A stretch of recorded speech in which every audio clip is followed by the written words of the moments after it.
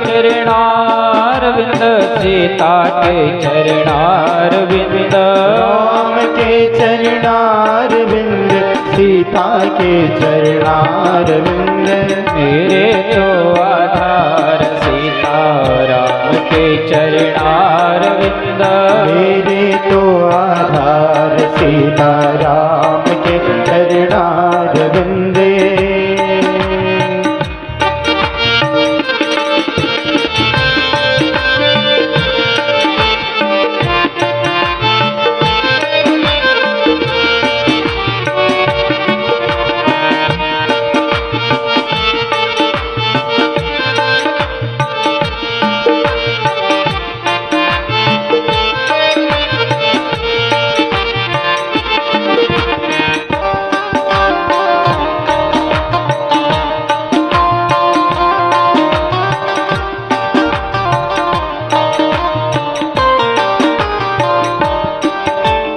राघव के चरणारविंद माधव के चरणारविंद राघव के चरणारविंद माधव के चरणारविंद राघव के चरणारविंद माधव के चरणारविंद राघव के चरणारविंद माधव के चरणारविंद मेरे तो आधार राधे माधव के चरणारविंद मेरे तो आधार राधे माधव के चरणारविंद मेरे तो आधार सीता राम के चरणारविंद मेरे तो आधार सीता राम के चरणारविंद मेरे तो आधार सिंधा माता के चरणारविंद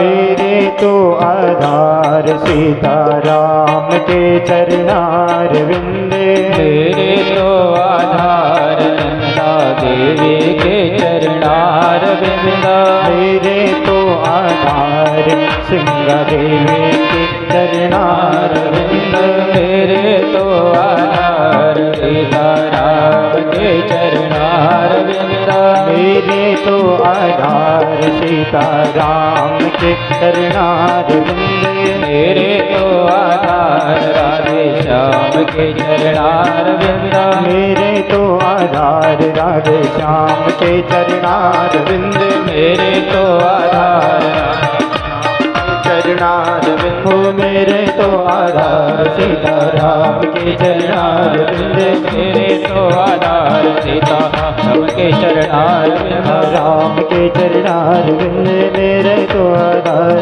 सीता राम। जय जय श्री राधेश्याम।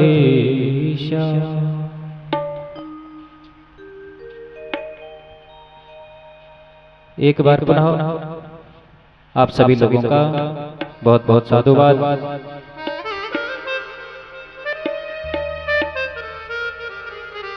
तो आइए आज की कथा में प्रवेश करते हैं। थोड़ा विलंब हो गया क्योंकि हमारे जो जनरेटर है उनकी दोनों बैटरियां खराब हो गई थी, तो अभी वो दोबारा चार्ज करके लानी पड़ी। सबको आवाज बढ़िया साफ आ रही है? पीछे आ रही है आवाज साफ? अगर आवाज साफ नहीं आती है तो बीच में ही बोल दिया करो। क्योंकि मैं भी यहाँ से बोलता रहूंगा, आप लोगों की समझ में आएगा नहीं तो कोई फायदा नहीं है। अगर साउंड भी आप तक नहीं पहुँचता है या साफ नहीं आती है तो वहाँ पर हमारे जो है बैठे हुए हैं डायरेक्टर साहब, तो इनको आप बता सकते हैं। तो आइए आज की कथा में प्रवेश करते हैं। कल हमने कहाँ तक कथा सुनी थी?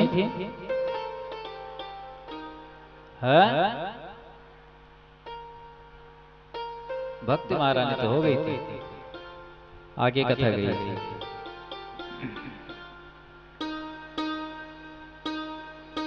जब ज्ञान, भक्ति और वैराग्य प्रसन्न हो गए, नृत्य करने लगे,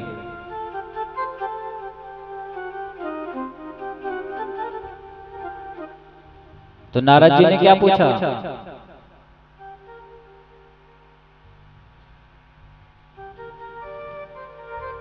सनकादिकों से कि के विशोधयन्ति बदन्तो मह्यम्। हे महाराज, हे सनकादिकों, ज्ञान वैराग्य तो स्वस्थ हो गए, तो ये बताइए कि ये जो भागवत कथा है इसको सुनने से कैसे कैसे पापी तर सकते हैं? तो सनकादिकों ने क्या कहा?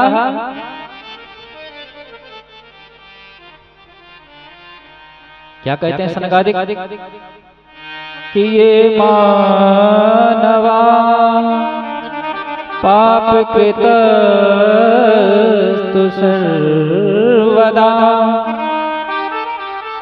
सदा दुराचार रता विमार्गगा क्रोधाग्निदग्धा कुटिलाश्च कामिना सप्ताहयज्ञेन कलो पुनन्ति ते। क्या कहते हैं कि ये मानवा सर्वदा पापः कृतः, जो मनुष्य सदा ही पाप कार्यों में रत रहा हो, जिसने जीवन में एक भी अच्छा काम नहीं किया, दुराचार में सदा तल्लीन रहता हो, कुमार्गगामी हो, क्रोधी हो, कुटिल हो, कामी हो, वो भी इस सप्ताह यज्ञ से पावन हो जाता है। इतनी भगवत जी की महिमा है।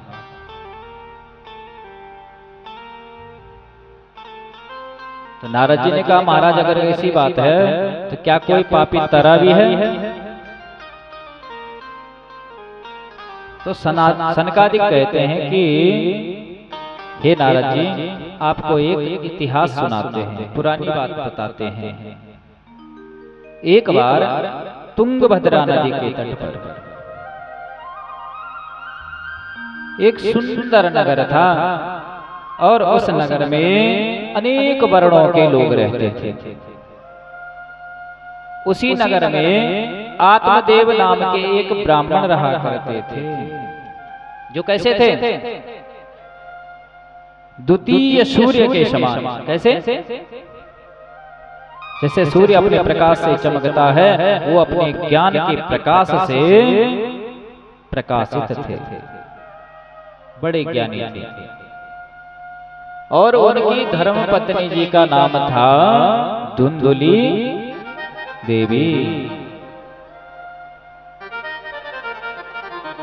जो आत्मदेव ब्राह्मण थे वो बड़े सीधे साधे सरल स्वभाव के। ठीक इसके विपरीत उनकी जो पत्नी थी धुंधुली देवी झगड़ालू, क्लेश करने में महारत हासिल कर रखे थे। इधर आत्मदेव कैसे थे? सरल स्वभाव, और पत्नी जब तक झगड़ा ना करे तब तक भोजन पाचन नहीं होता है। जब तक दिन भर में अड़ोसी पड़ोसी से लड़ झगड़ के न आ जाए, इधर की बात उधर न करे, तब तक उसका खाना नहीं पचता था। उसके बावजूद भी वो दोनों पति पत्नी प्रेम पूर्वक अपना जीवन यापन कर रहे थे, प्रेम पूर्वक निवास करते हुए। जब धीरे धीरे यौवन अवस्था उनकी ढलने लगी, लेकिन उसके बावजूद भी उनके संतान नहीं हुई। यहाँ तक कि घर में गौ माता एक रखी हुई है, उसकी भी जो है संतान नहीं हुई। घर में कोई तुलसी का वृक्ष लगाते हैं, वो सूख जाता है। एक दिन ये सोचते सोचते वो ब्राह्मण जो है बड़े दुखी हो गए, मन में विचार करने लगे क्या किया जाए। बड़े दुखी हो गए, और इतने दुखी हो गए, मन में विचार आया ऐसा जीकर कोई फायदा नहीं है, और आत्महत्या करने के लिए वो ब्राह्मण वन की ओर चल दिए। जब वन में पहुंचे तो एक वृक्ष के नीचे बैठ गए, रोने लगे, जोर जोर से रोने लगे। और जब रो रहे थे तो समीप से एक संत जी गुजर रहे थे, सन्यासी जा रहे थे। वहां उन्होंने देखा ये रो रहा है, क्या बात है, इसको क्या कष्ट होगा। संत सरल हृदय के होते हैं, पहुंच गए उसके पास।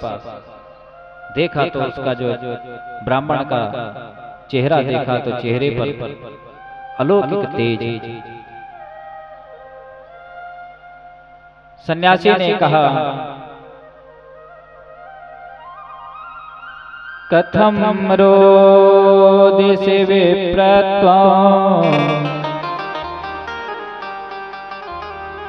काते चिंता बलीयसि वद त्वं सत्वरं मह्यम् स्वस्य दुःखस्य कारणम्। हे विप्र, आप क्यों रो रहे हो, क्या बात है। अपने स्वस्य दुःखस्य कारण, अपने दुख का कारण मुझे बताइए। तो आत्मदेव जी ने कहा कि हे महाराज, हे ऋषि, मैं रो रहा हूं क्यों, अपने पूर्व जन्म के किए हुए पापों पर। मुझे लगता है कि मैंने पूर्व जन्म में बहुत पाप किए होंगे, इसलिए मेरी कोई संतान नहीं है। और मेरी तो छोड़ो, हमारे घर में गौ माता है, उसके भी संतान नहीं है। कोई वृक्ष लगाता हूँ तुलसी आदि का, वो भी सूख जाता है। ऐसा पता नहीं मैंने कौन सा पाप किया है।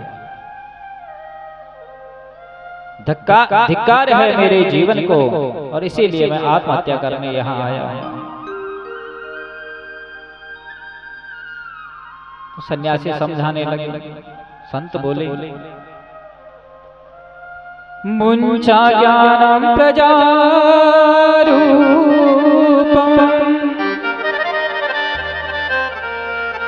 वलिष्ठा कर्मणो गतिः विवेकम तु समासाध्यम् त्यज संसार वासना। क्या कहते हैं संत, हे ब्राह्मण, मुंचा ज्ञानम प्रजारूपम बलिष्ठा कर्मणो गतिः।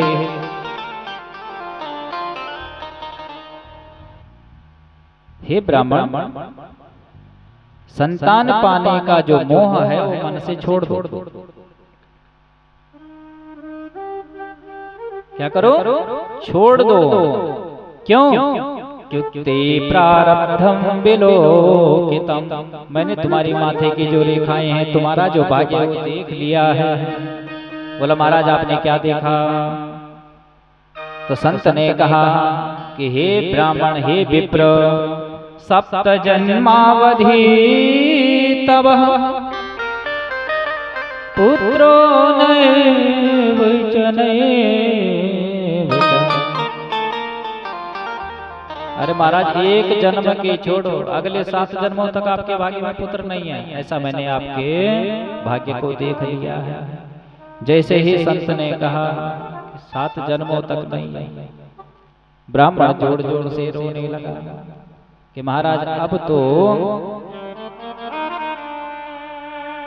मेरा जो दुख है पहले तो 1 जन्म का था, अब आपने 7 जन्मों का बता दिया तो मेरा दुख बढ़ गया, इसलिए मैं सिर पटक पटक कर यहीं आत्महत्या कर दूंगा और मेरी मृत्यु का दोष आपको भी लगेगा। क्यों? क्योंकि आपने मुझे 7 जन्मों के आगे भी बता दिया। अब संत फंस गए। संत ने सोचा क्या किया जाए, मैं तो इसे समझा रहा था, ये तो उल्टा गले पड़ गया। संत ने मेरे गोविंद का ध्यान किया और अपनी झोली में हाथ डाला, क्योंकि अब पीछा तो छुड़ा नहीं था, क्या किया जाए। और मन ही मन में भगवान से प्रार्थना किए कि हे मेरे ठाकुर जी मेरी लाज रख देना। और एक फल निकाला और उस ब्राह्मण को दे दिया कि लो ये जो फल है अपनी पत्नी को खिला दो। क्या करो? पत्नी को खिला देना। आत्मदेव जी बड़े प्रसन्न हो गए, वापस आए, संत से विदा लेकर संतों के चरणों में प्रणाम करके पहुंचे घर में। प्रसन्न होकर पहुंचे, अपनी पत्नी से कहा हे देवी ये देखो ये फल खा, क्या करो ये फल खा लो और जब आप ये फल खाओगे तो संतों की कृपा से, भगवान की कृपा से हमारी संतान हो जाएगी। ऐसा जो है संत महात्माओं ने ये फल देते हुए कहा है। लेकिन पत्नी कैसी थी? धुंधली देवी, संशय करने वाली, जिसको हम बोलते हैं ना बहमी है। वो मन में कई प्रकार के जो बहमी व्यक्ति होते हैं वो क्या करता है? कई प्रकार की कुतर्क करता है। तर्क नहीं करता, वो कुतर्क करता है। सीधा रास्ता दिखाओगे वो उल्टा बता देगा। उसके मन में संशय होगा ये रास्ता पता नहीं जाएगा कि नहीं जाएगा, पता नहीं ये झूठ बोल रहा है। मन में संशय हो गया धुंधली देवी के। अपने पति को कहा, उसने सोचा अगर पति को मना कर दूंगी तो ये नाराज हो जाएंगे, इसलिए पति को कहा महाराज आप ये फल रखो, मैं स्नान वगैरह करके शुद्ध होकर इसको खाऊंगी।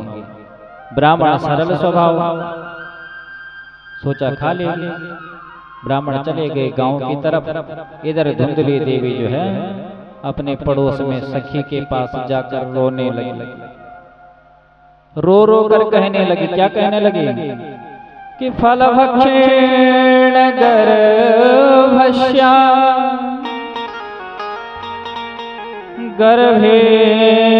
गर्भेणोदर वृद्धिता स्वल्प भक्षम ततो शक्ति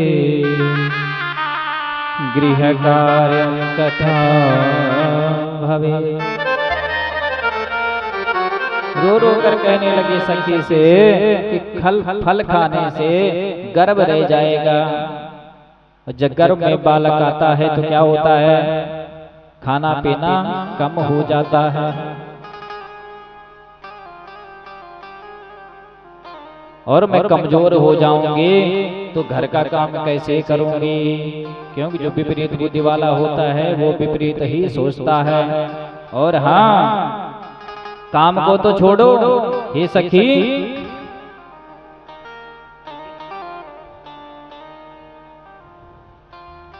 काम को तो छोड़ो, लेकिन दैवाल घाटी ब्रजे ग्रामे पलायेद गर्भिणी कथम। अपने मन में सोचने लगी कि अगर गांव में ये सखी डकैती पड़ गई, चोरी हो गई, आग लग गई, कुछ हो गया तो मैं भागूंगी कैसे। और ये सब कुतर्क करके अंत तो गत्वा एवं कुतर्क योगेन तत्फलं नैव भक्षितम्। कुतर्क करते हुए उसने वो फल नहीं खाया।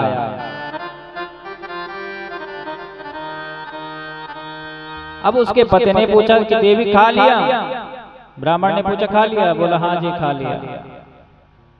एक दिन धुंधुली की बहन जो उसी की तरह कपटी स्वभाव की थी पहुंच गई। धुंधुली ने अपनी बहन से सारी कथा कह डाली। तो धुंधुली की बहन ने कहा कि बहन तू चिंता न कर, मैं तुझे दुखी नहीं देख सकती। देख ऐसा करते हैं, मेरे पास तो पहले ही संतान है और अभी मेरा प्रसव होने वाला है। ऐसा काम करो कि मैं अपना बालक तुझे दे दूंगी। तब तक तो क्या कर, गर्भवती के समान जो है आचरण कर, अपने पति के सामने गर्भवती के समान आचरण करते हुए समय व्यतीत कर। और अंत में क्या करना, मेरे पति को थोड़ा धन दे देना।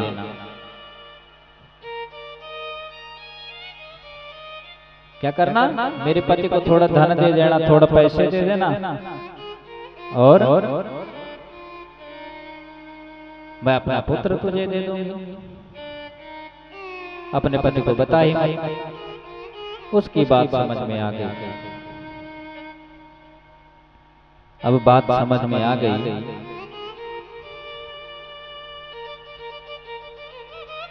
तो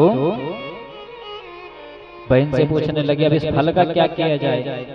अगर आसपास में फेंकूंगी और कहीं ब्राह्मण ने देख लिया तो फिर बहुत नाराज हो जाएगा, ये फल नहीं खाया। बोला चिंता क्यों करती है, ये आंगन में गौ माता बंधी हुई है, खिला दे, पता भी नहीं चलेगा। बात धुंधुली की समझ में आ गई, वो फल गौ माता को दे दिया।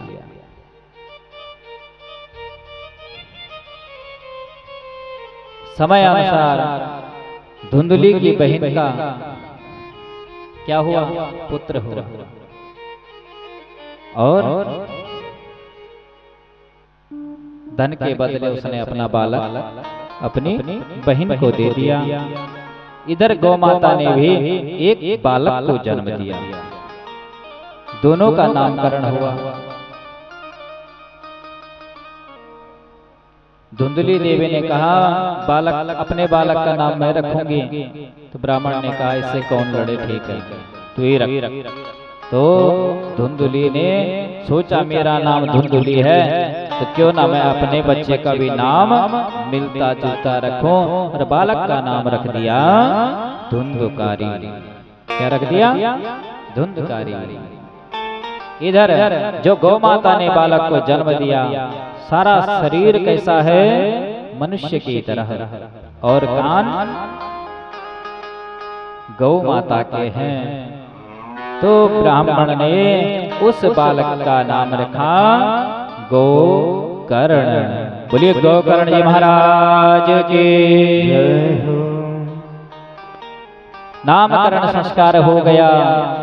एक का नाम धुंधुकारी और एक का नाम हो गया गोकर्ण। जिसके कर्ण कैसे है, गाय की तरह, वो है गोकर्ण।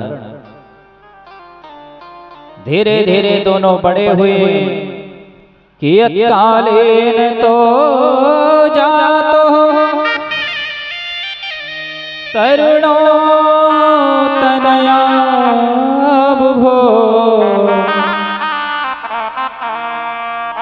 गोकर्णः पंडितो ज्ञाने धुंधुकारी महाखला। देखो दोनों का जन्म हुआ, नामकरण हुआ, और दोनों ही विख्यात हुए। सारे दुनिया ने दोनों का नाम जाना, लेकिन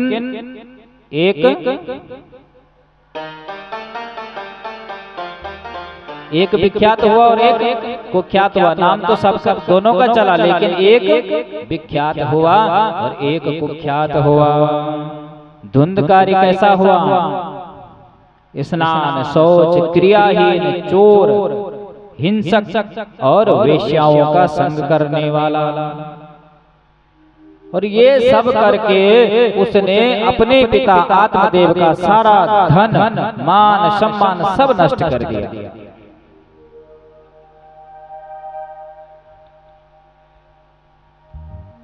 क्या हुआ? एक हो गया विख्यात और एक हो गया कुख्यात। धुंधकारी ने सारे उल्टे काम करने शुरू कर दिए और पिता आत्मदेव का धन, मान, यश, सम्मान सब कुछ नष्ट कर दिया। पुनः पंडित जी दुखी हो गए। कहते हैं ना कि संतान अच्छी हो तो ठीक है, नहीं तो बुरी संतान से संतान न होना ज्यादा बेहतर है। वही आत्मदेव जो पहले जो है संतान नहीं थी तो कहाँ जा रहे थे? वन की ओर आत्महत्या करने। आज जब पुत्र से दुखी हो गए तो पुनः तैयारी कर दी, कहाँ? उसी वन की ओर, वहीं जाके आत्महत्या करूंगा। जैसे ही घर से निकलने लगे तो द्वार पर मुलाकात हो गई, भेंट हो गई। किससे? गोकर्ण जी महाराज से। गोकर्ण जी ने सारा वृतांत सुना, पिता को समझाया, हे पिताश्री, हे तात, आप दुखी क्यों हो रहे हो? आप दुख ना करो, क्योंकि गोकर्ण जी कहते हैं कि देहे स्थित मांस रुधिरे अभिमतिं त्यजत्वा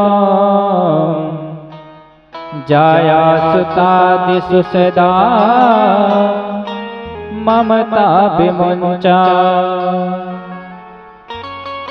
पश्यामि सं जगदिदं क्षणभङ्गनिष्ठा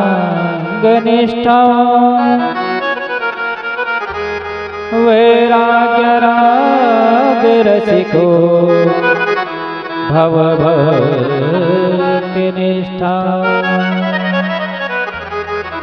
हे पिताश्री, देहे स्थित मांस रुधिरे, ये जो शरीर है अस्थि, मांस और रुधिर से यानी खून से बना हुआ है। आप क्या करो? अभिमतिं त्यजत्वम्, ये जो हाड़ मांस का शरीर है इसके प्रति जो आप अभिमान है कि ये मेरा शरीर है, ये सब छोड़ दो, ये अभिमान छोड़ दीजिए।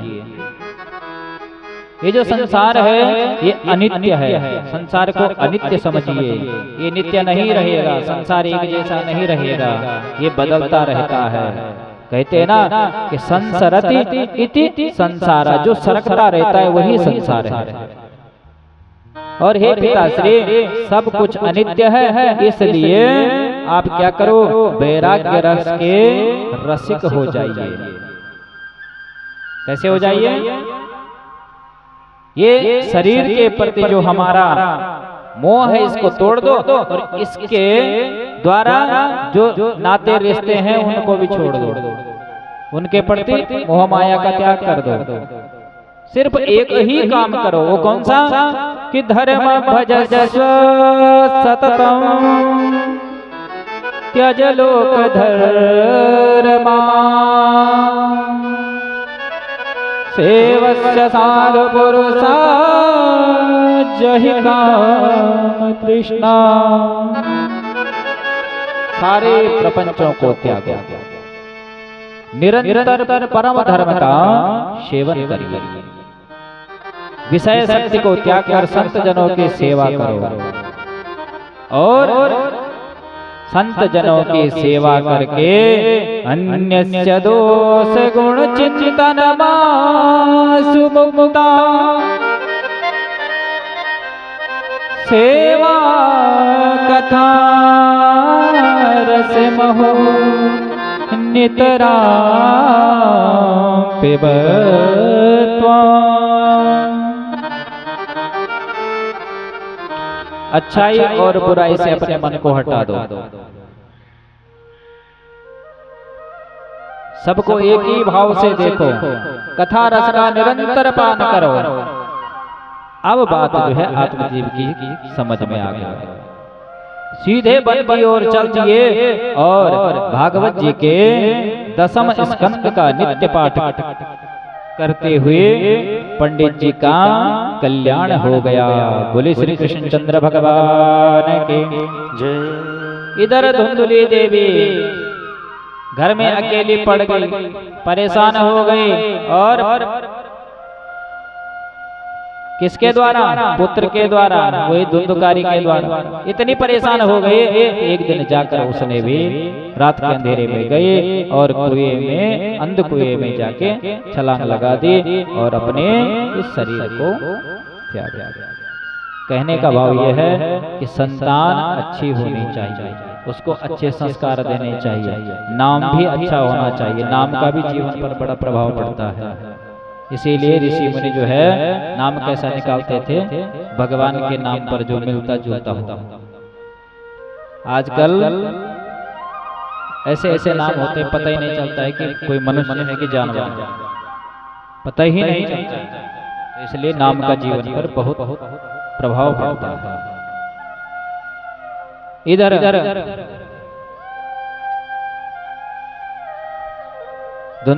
धुंधुली देवी भी अपने शरीर को उसने छोड़ दिया।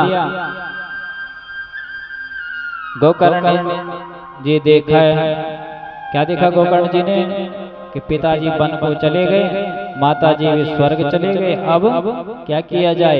इसके साथ रहना तो मुश्किल है। गोकर्ण जी भी यात्रा पर चल पड़े। अब यात्रा पर चल पड़े, इधर जो है धुंधकारी की मौज पड़ गई, अकेले हो गया घर में। जब तक थोड़ा बहुत बेचने को था, सारा सामान बेचा, अंत में चोरियां शुरू कर दी, बड़े बड़े डाके डालने लगे। एक दिन तो 5 वेश्याओं को घर में ले आया और चोरी करके सब उनको देता। और एक दिन की बात है, किसी राजा के घर में चोरी करके आ गया। अब वेश्याओं ने देखा इसने बहुत सारा धन ला दिया, अगर ये पकड़ा गया तो हमारा भी नाम लेगा। इसलिए रात के अंधेरे में जब वो सोया हुआ था तो उसको चारपाई से बांध दिया। पांचों ने मिलके क्या किया? चारपाई से बांध दिया और उसको मारने लगे कि इसको चलो खत्म कर देते हैं। जब वो चिल्लाने लगा तो चूल्हे में क्या थे? गरम गरम कोयले, और उसके मुंह में डाल दिए। तड़प तड़प कर धुंधकारी का भी अंत हो गया, प्राणांत हो गया धुंधकारी का। और धन आपस में वैश्याओं ने बांट दिया। घर में ही एक गड्ढा खोदा, उसी में उसको दबा के वहां से चल चले। इधर जब गोकर्ण जी को पता चला तो गोकर्ण जी महाराज ने गया में जाकर पिंडदान किया। पिंडदान करके वापस आए अपने घर में। रात के अंधेरे में पहुंचे तो एक किनारे पर ही दीवार से कमर लगाकर बैठ गए आराम से। थके हुए थे तो नींद आने लगी। जैसे ही आंखों में नींद आए तो गोकर्ण जी ने क्या देखा कि एक प्रेत भेष बदल बदल कर उनके सामने आकर कुछ कहना चाहता है लेकिन कह नहीं पाता है। तो गोकर्ण जी महाराज ने तुरंत अपने कमंडल से जल लिया। जल को अभिमंत्रित करके जैसे ही उस प्रेत पर छोड़ा तो प्रेत ने कहा, क्या कहा? अहम भ्राता त्वदीयोऽस्मि धुंधकारी तीना मता स्वकीयेनैव दोषेणा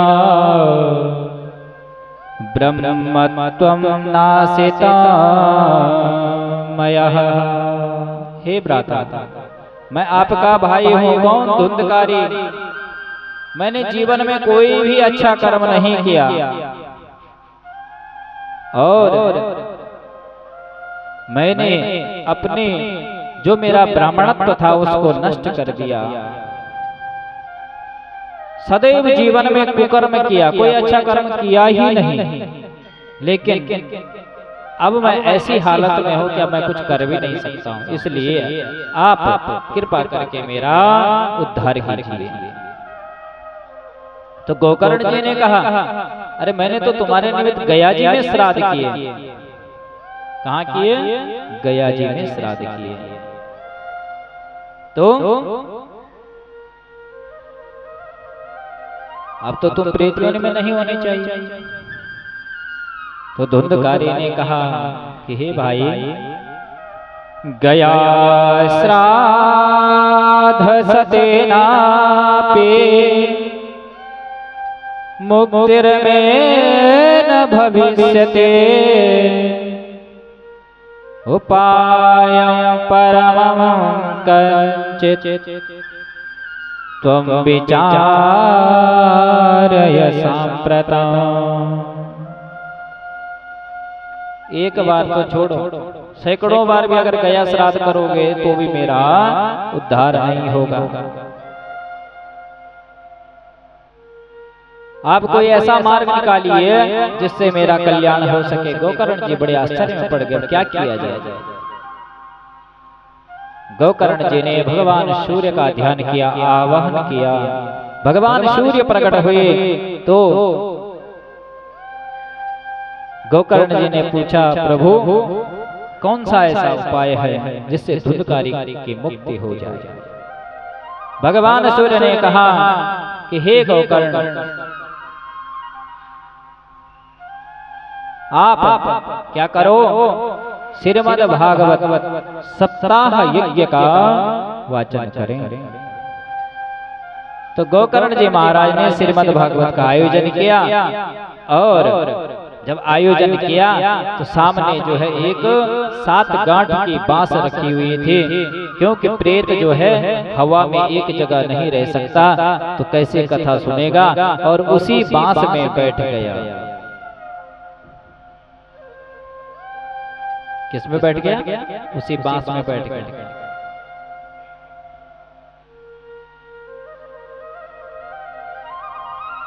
तो कई लोगों के जो कई पितर ऐसे भी होते हैं जो अभी प्रेत योनि में हो, तो यहाँ भी हमने सारा रखा हुआ है कि यहाँ पर आके भाई आप जो है भागवत कथा सुनिए।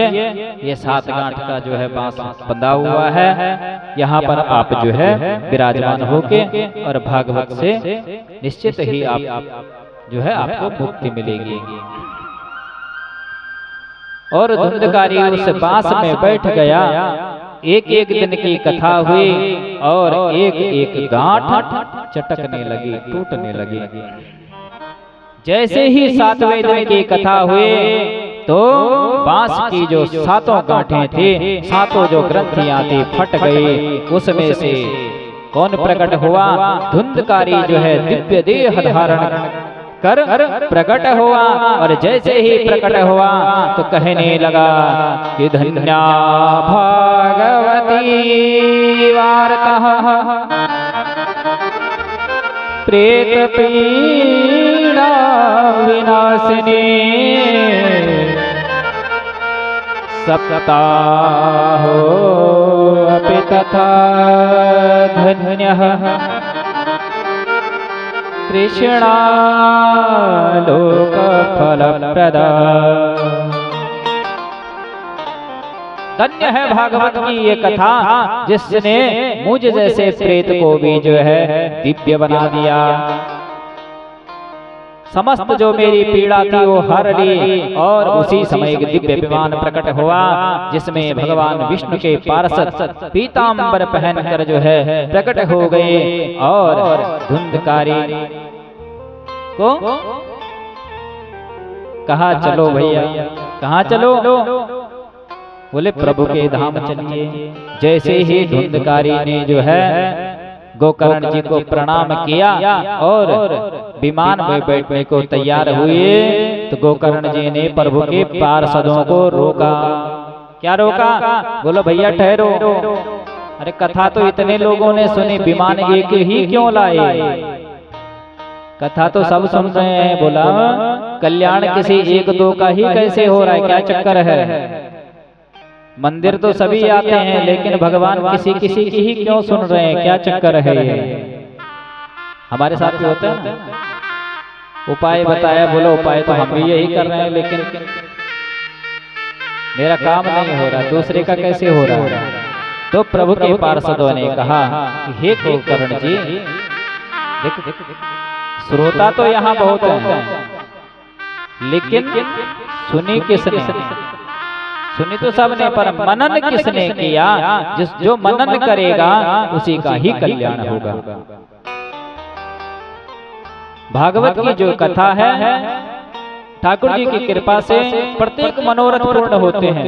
जिसके जो भाव होते हैं, जिस भावना से वो कथा को सुनता है, उसी की वो मनोकामना निश्चित ही पूर्ण होती है। जो हमारी आवश्यकताएं हैं, भगवान उसको निश्चित पूर्ण करते हैं। अगर इच्छाएं होंगी तो इच्छाएं कोई पूरी नहीं कर सकता, लेकिन जो आवश्यकता है निश्चित ही परमात्मा पूर्ण करते हैं। लेकिन हमें उनके प्रति पूरे निष्ठा भाव से अपने आप को अर्पण करना पड़ेगा। सब कुछ प्रभु के चरणों में छोड़ दो, देखो निश्चित ही कल्याण होगा। प्रभु के पार्षद गोकर्ण किसको? धुंधकारी को लेकर चले गए। गोकर्ण जी ने इधर क्या किया कि श्रावणे मासी गोकर्ण कथा मुचे तथा पुनः सप्तरात्रवती भूया श्रवणात् कृतं पुनः। श्रावण मास में पुनः गोकर्ण जी ने भागवत सप्ताह का यज्ञ किया, वाचन किया, और जितने श्रोता थे उतने ही विमान प्रकट हुए।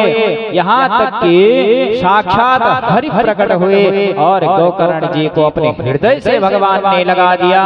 कहते हैं कि अयोध्या वासिना पूर्वं यथा रामेण संगता तथा कृष्णेन ते नीता गोलोकं योगी दुर्लभम्। कहते हैं कि जैसे पूर्व काल में भगवान राम जी के साथ में समस्त अयोध्यावासी कहाँ चले गए थे?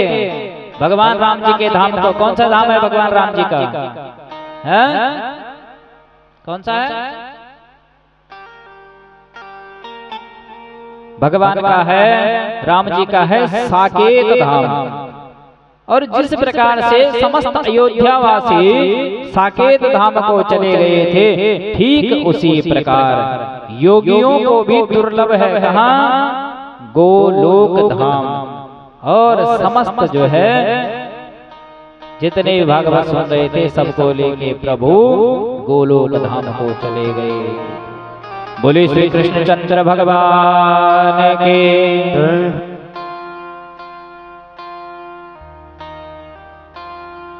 बोले वृंदावन बिहारी लाल के।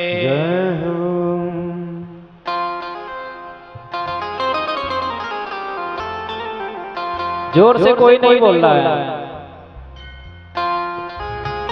बोलिए श्री कृष्णचंद्र भगवान के।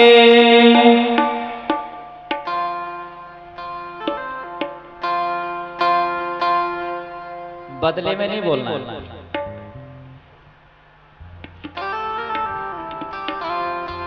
ओम मैं श्री राधे राधे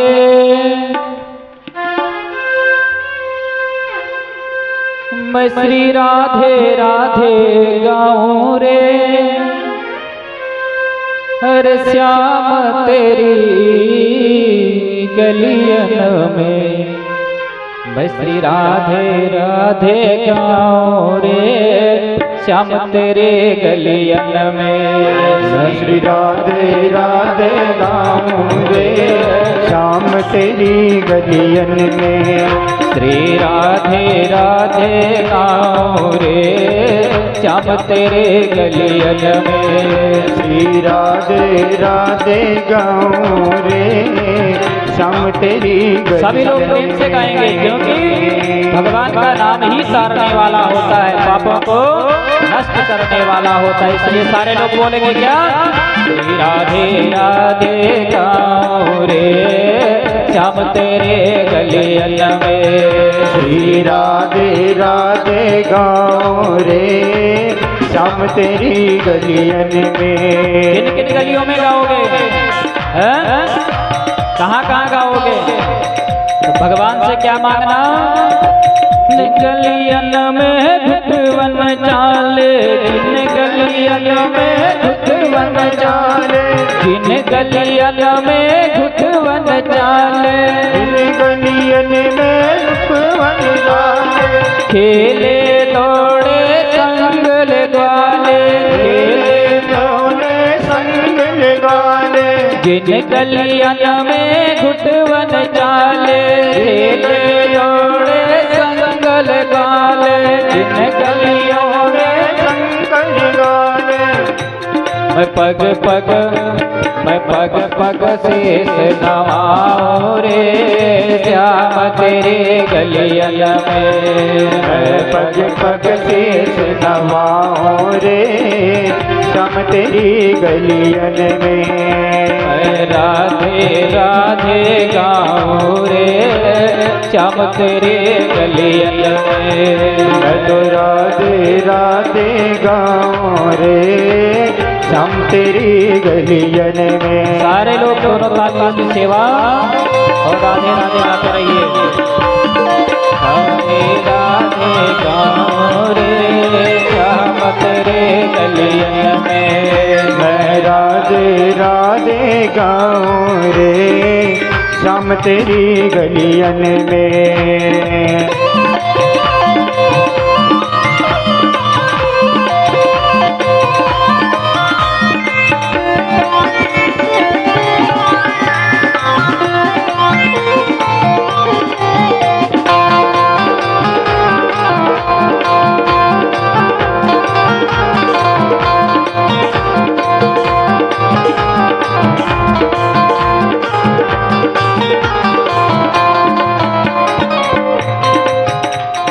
जिन गलियन में माटी खाई, जिन गलियन में माटी खाई। जो रज तूने अंग लगाई, जो रज तूने मंगल गाई। जिन गलियन में माटी खाई, जो रज तूने अंग लगाई। जोरन तूने अंग लगाई। ओ रज मैं वो रज शेष लगाऊं रे, श्याम तेरे गलियन में। मैं हो रज शेष नवाऊं रे, श्याम तेरी गलियन में। श्री राधे राधे गाऊं रे, श्याम तेरे गलियन में। मैं राधे राधे गाऊं रे, श्याम तेरी गलियन में।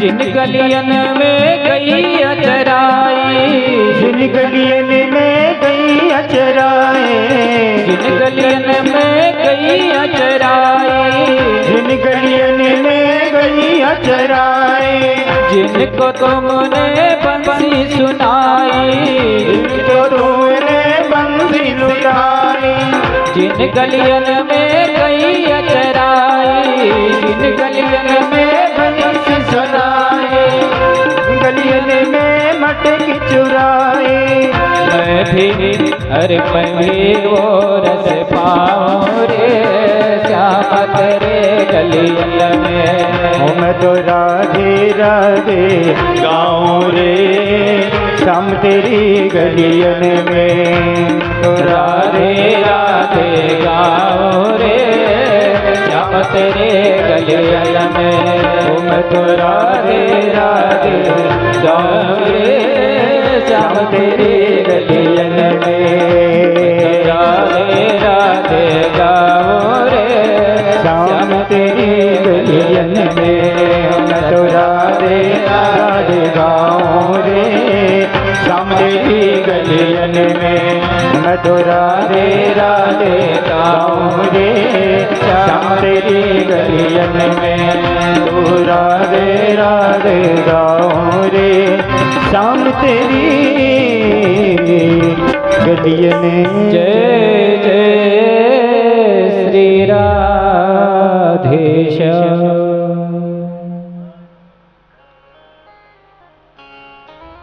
तो भगवान के नाम का निरंतर जो है गायन करना चाहिए, स्मरण करना चाहिए। समस्त पापों को दैहिक दैविक भौतिक ताप, तीन प्रकार के जो ताप हैं जीवन में, कुछ हमारे प्रारब्ध से हमें कष्ट मिलते हैं, वो सब कष्ट भी दूर हो जाते हैं भगवान के नाम का स्मरण करने से। कुछ संसार से, संसार के लोगों से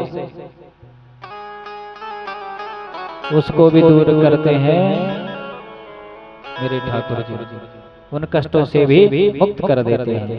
किसी को शरीर में कोई कष्ट है तो उन कष्टों को भी ठाकुर जी दूर कर देते हैं।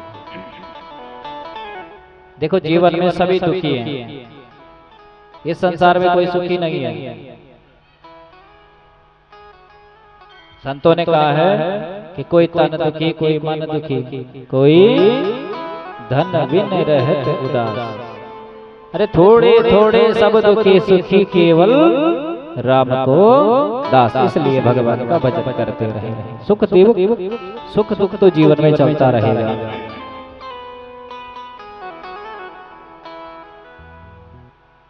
इस प्रकार से सभी गोलोक धाम हो गए। सनकादिकों ने जो सप्ताह भागवत होती है उसकी विधि बताई, नियम बताई कि जिस भूमि पे हम कथा करें वो जो है पवित्र भूमि होनी चाहिए, पूर्वाभिमुख या उत्तराभिमुख बैठना चाहिए। जैसे आप सभी लोग पूरब की तरफ बैठ के कथा सुन रहे हैं तो ऐसा ही बैठना चाहिए, या तो उत्तर की तरफ मुख करके बैठना चाहिए, दक्षिण की तरफ नहीं बैठना चाहिए, पश्चिम की तरफ नहीं बैठना चाहिए। कथा सुनाने वाला शास्त्र कहते हैं कि ब्राह्मण ही हो, और वो भी ऐसा हो जिसकी बात आपकी समझ में आ सके। शास्त्रों का कहना है कि कल्याण तभी होता है। आजकल कोई भी सुना लेता है तो उसका मतलब ये नहीं वो चाहे कितनी बढ़िया भी सुना ले लेकिन कल्याण नहीं होगा, ये शास्त्रों का मत है। जिस प्रकार से विवाह आदि को जो उत्सव है हम मनाते हैं, खुलकर सब चीज करते हैं, अच्छी सजावट करते हैं, सब कुछ करते हैं, वैसा ही करना चाहिए। जैसे इस कथा में आप सभी लोगों का बड़ा अच्छा सहयोग है।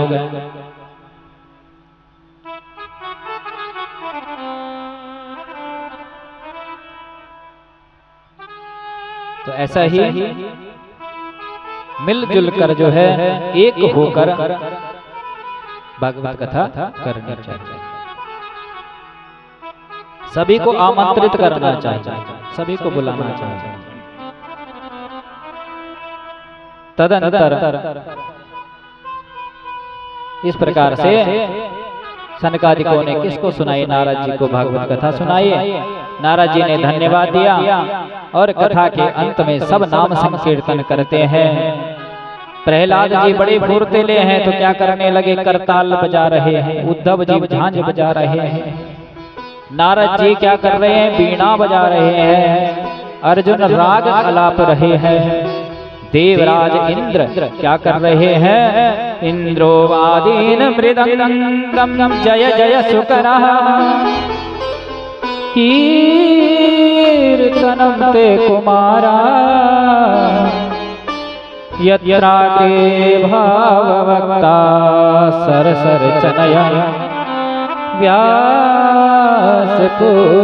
बभूव। कोई गायन कर रहा है, कोई वादन कर रहा है, देवराज मृदंग बजा रहे हैं, सनकादिक जय जयकार कर रहे हैं, सुखदेव जी श्लोकों का गायन कर रहे हैं। देखो संगीत के 3 आयाम होते हैं। कौन से?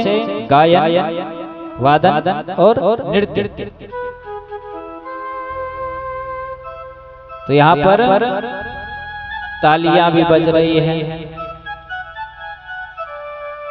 मृदंग भी बज रहा है, श्लोकों का गायन भी हो रहा है, लेकिन नृत्य कौन कर रहा है? नृत्य कौन कर रहा है? तो नरतमेव तत्र वक्त्यादिकानां नटवत्सु तेजसा अलौकिकं कीर्तनमेतदीक्ष्य हरिः प्रसन्नोऽपि वचो ब्रवीतम्। कौन कर रहा है? अरे भक्ति महारानी पुत्रों सहित नृत्य कर रही है।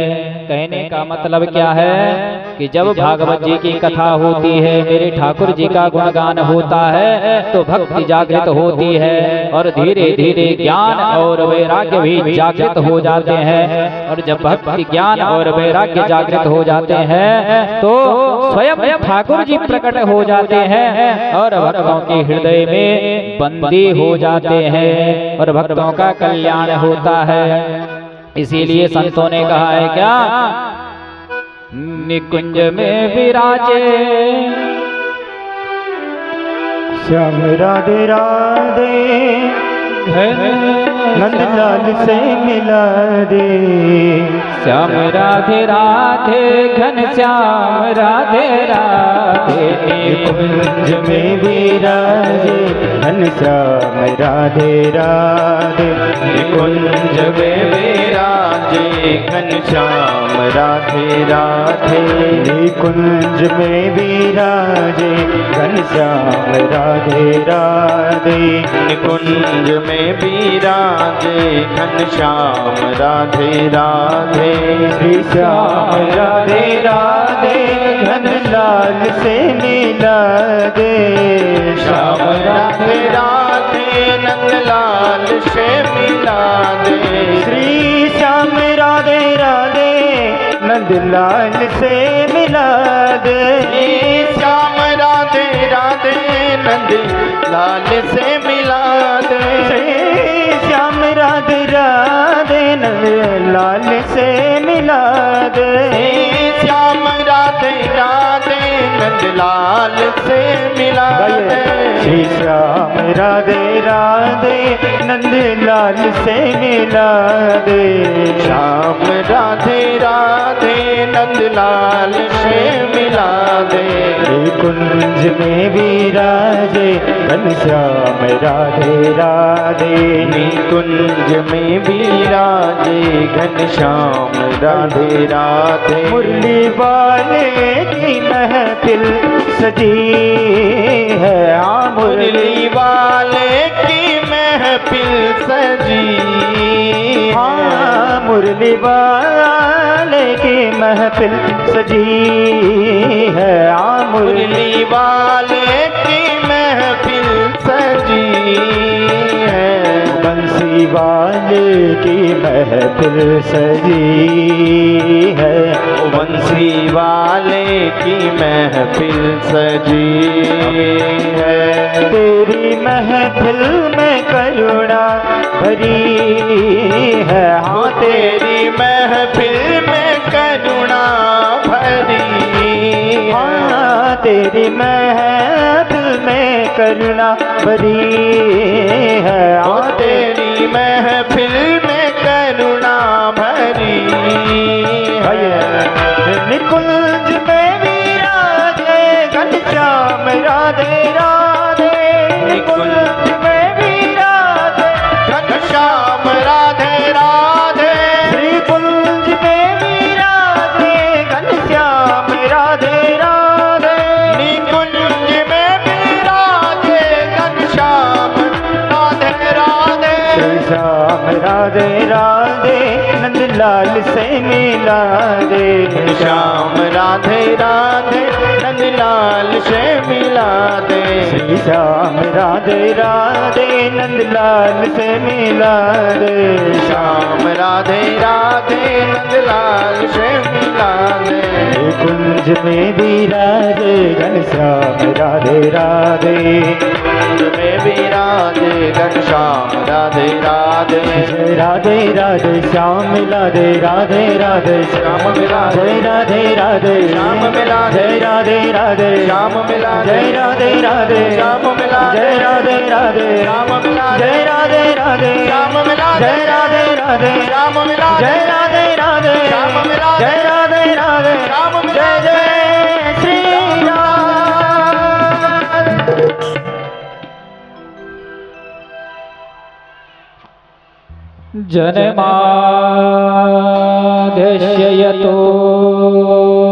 जन्माद्यस्ययतोऽन्वयादितरत सारथे स्ववेग्यास्वरात् तेने ब्रह्महृदायादिकवये मुरिहन्ति यत्सूरयः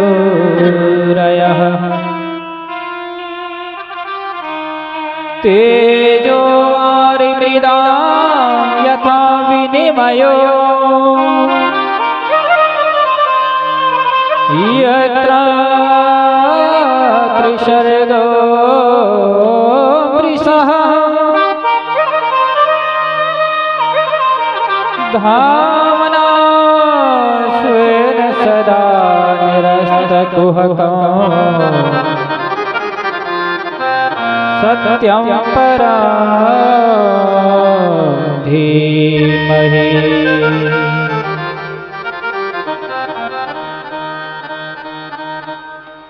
जिससे ये जो झूठा संसार है, मिथ्या त्रिगुणात्मिका सृष्टि कैसे होती है? ये सृष्टि कैसी है? तीन गुणों से, रजगुण, तमोगुण और सतोगुण, तीनों गुणों से युक्त ये जो सृष्टि है सत्य प्रतीत होती है। ऐसे अपने स्वरूप से माया और माया के कार्यों से सर्वदा जो मुक्त है, हम उस परम सत्य का ध्यान करते हैं। व्यास जी के द्वारा रचित इस सुंदर ग्रंथ भागवत में परम धर्म का निरूपण किया गया है।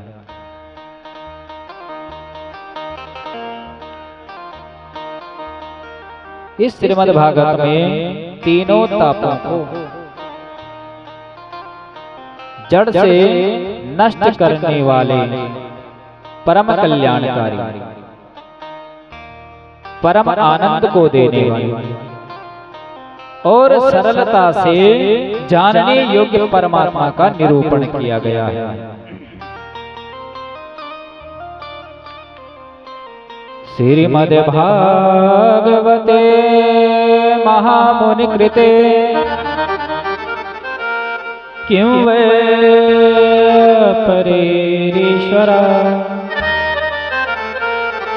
सद्यो हृद्यवरुध्यते तकृतिभिः शुश्रूषुभिस्तत्क्षणात्।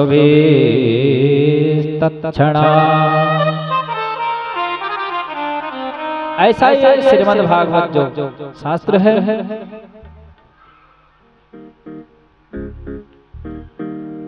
जिसकी इच्छा मात्र से ही क्या हो जाता है। जैसे ही हम सुनते हैं कि भागवत है तो तुरंत ठाकुर जी की दिव्य छवि हमारे मन में प्रकट हो जाती है कि उसकी ही ये कथा होता है ना। तो भगवान को हम सरलता से इसमें जानते हैं। और ये भागवत कैसी है कि निगम कल्पतरोर्गलितं फलम् सुख मुखादमृतं द्रव संयुतम्। वेद रूपी कल्प वृक्ष का ये पका हुआ फल है। और किसी भी फल में अगर किसी पक्षी का मुख लगा हुआ है तो कैसा होता है। पेड़ पर कभी जो है कोई फल अगर पक्षियों ने खाया हुआ होगा तो वो खट्टा नहीं हो सकता है, वो मीठा ही होता है। होता है ना, खाया किसी ने पेड़ का फल तो हमेशा मीठा ही होता है।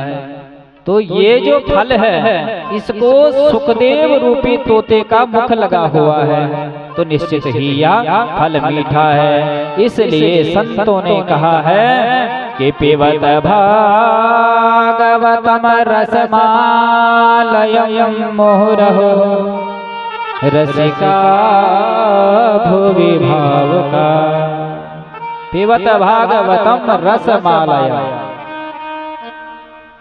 इसलिए इस फल में कुछ त्यागने योग्य नहीं है। इसलिए हे रसिकों, हे भावुकों, मुहुरहो रसिका भुवि भावुका, इस फल को पियो,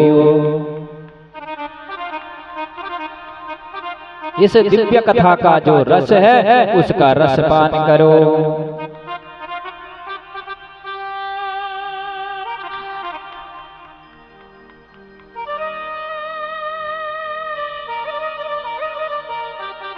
अब ये कथा कहाँ हो रही है, कहाँ हो रही कथा? कल बताया था है? नहीं मिसारे है गंगा तट पर। तो इसलिए ये जो भागवत की कथा है इसका रसास्वादन करो, क्योंकि गंगा तट पे तो आवाज बोला पीछे क्लियर नहीं आ रही है। देख लो एक बार, आ नहीं रही आवाज, कहाँ नहीं आ रही, पीछे आ नहीं रही आवाज।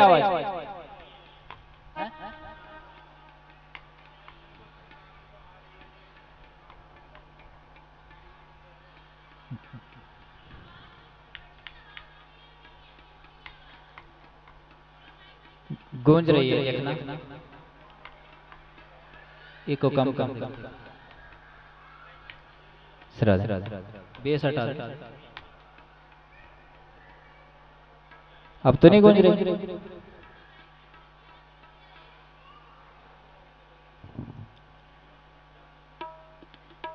तो इस कथा के रस का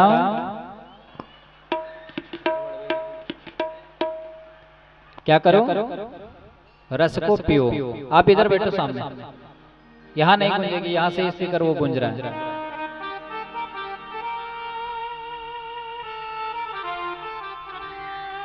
तो गंगा तट पे तो किसने सुनी थी? नारद जी को सुनाई थी ना। तो नारद जी तो विदा लेके चले गए, ज्ञान भक्ति वैराग्य जागृत हो गए थे।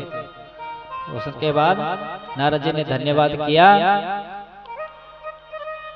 और यही भागवत की जो कथा है परम पुण्य क्षेत्र है नैमिषारण्य। नैमिषारण्य में भगवत प्राप्ति की इच्छा से सहस्त्र वर्षों में पूरे होने वाले एक महान यज्ञ का अनुष्ठान किया। किसने? कि नैमिषे निमिष क्षेत्रे ऋषयासोनकादयः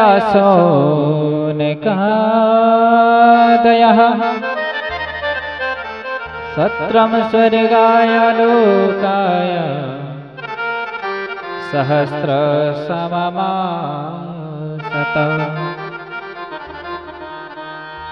एक दिन सभी नित्य कर्म से निवृत्त हुए और श्री सूत जी भगवान का आसन लगाया गया, पूजन हुआ। सभी ऋषि मुनि जितने भी थे चरणों में बैठ गए, ऊंचे आसन पर सूत जी को बिठा दिया और सूत जी को पूछा, क्या पूछा? किम श्रेयशास्त्र सारः कः स्वावतार प्रयोजना किम कर्म केवतारश्च धर्माकं शरणागतः।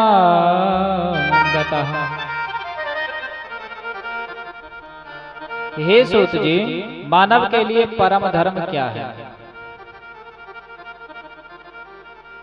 भगवान अजन्मा है, तो कभी किसी का पुत्र, कभी किसी का भाई, कभी किसी का सखा बनकर क्यों प्रकट हुए, क्यों आए? भगवान ने कितने अवतार लिए और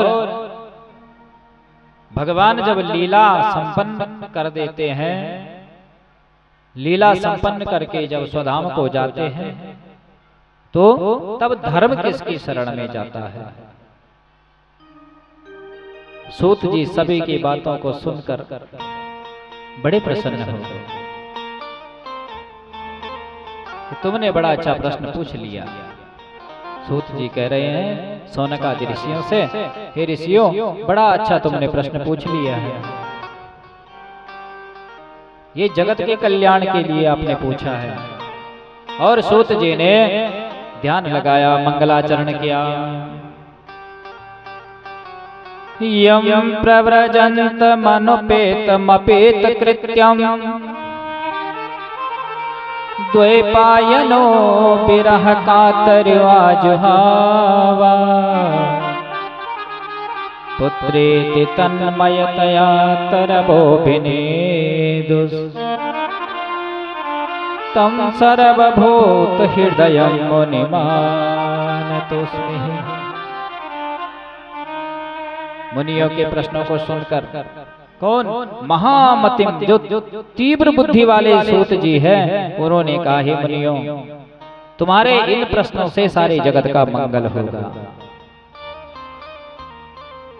ध्यान से सुनो, जीव मात्र का परम धर्म क्या है? भगवान की भक्ति करना।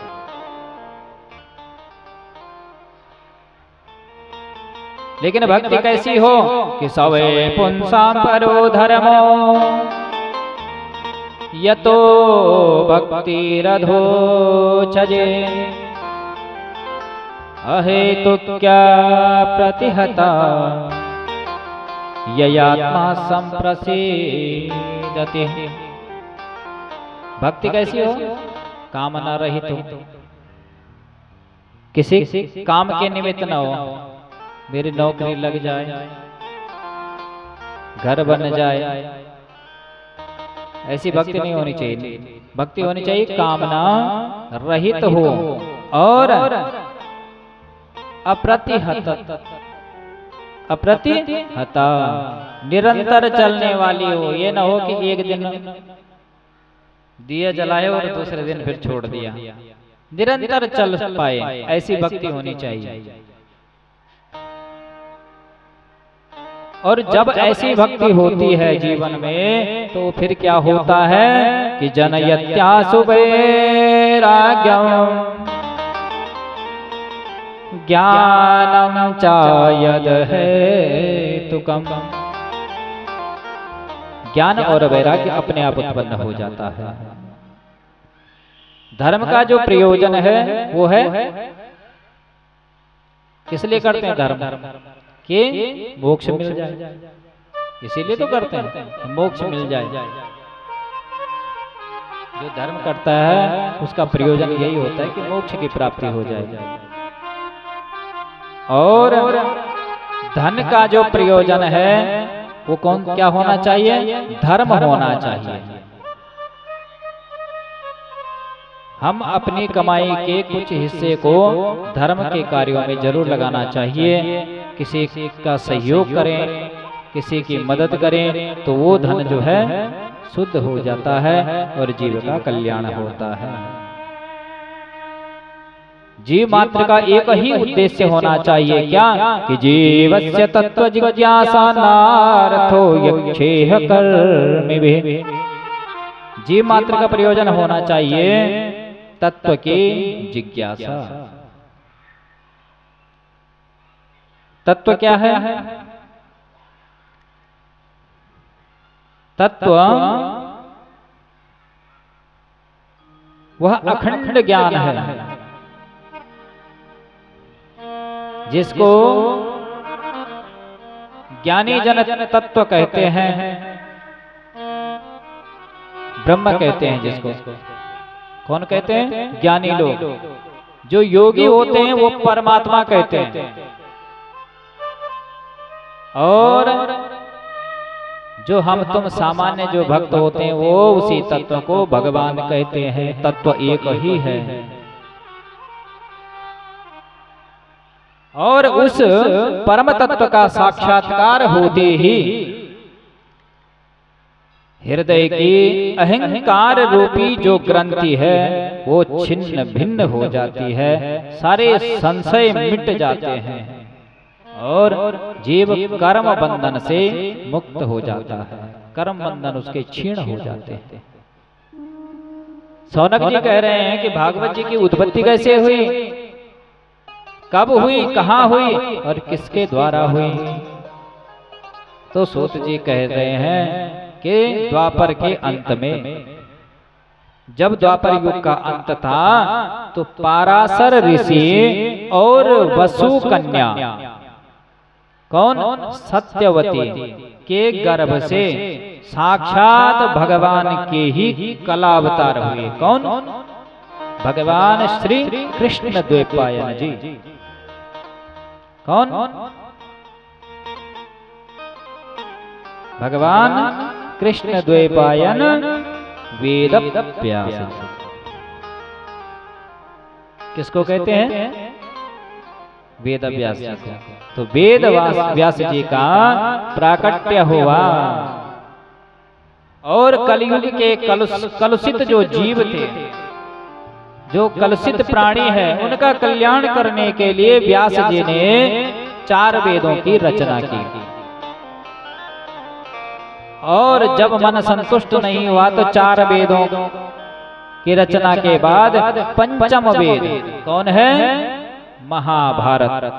5वां वेद है महाभारत। महाभारत की रचना की, लेकिन व्यास जी के मन में शांति नहीं मिली। एक एक करके 17 पुराण लिख डाले, फिर भी मन में शांति नहीं हुई। अशांत होकर वेद व्यास जी बैठे हुए हैं। 17 पुराण भी लिख डाले पर फिर भी शांति नहीं है। और जब अशांत होकर बैठे हुए थे तो नारद जी प्रकट हो गए। बोले नारद जी महाराज की। और जैसे ही सुर पूजित नारद जी प्रकट हुए तो व्यास जी ने नारद जी का पूजन किया, आदर सत्कार किया। नारद जी ने कहा, हे भाग्यशाली, हे पाराशर जी के पुत्र, आपका चेहरा ऐसा लटका हुआ क्यों है? क्या बात है? क्या आपका शरीर ठीक है, स्वस्थ है, मन प्रसन्न है? कि पराशर्य महाभाग भवता कच्चिदात्मना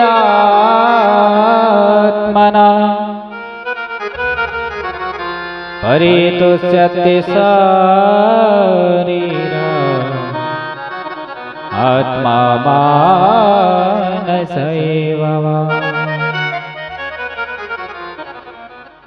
शरीर तो आपका ठीक है ना, स्वस्थ है ना, कोई परेशानी तो नहीं है?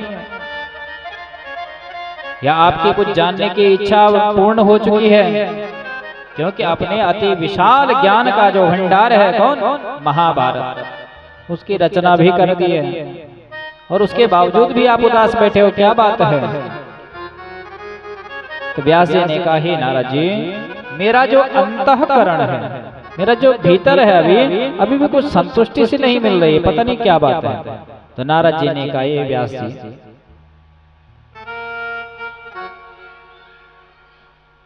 आप